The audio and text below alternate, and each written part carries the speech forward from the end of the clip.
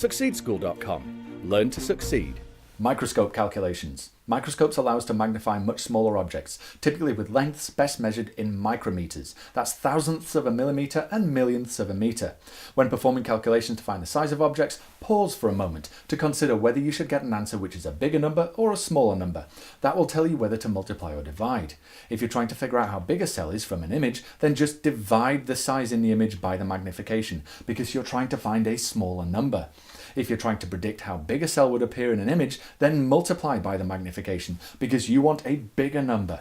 If you're trying to find the magnification, convert the units of one of your numbers so they both have the same prefix. Then divide the big number by the small number. You should get a positive number, from perhaps 20 times magnification for a basic microscope to maybe 10 million times magnification for a high-end electron microscope.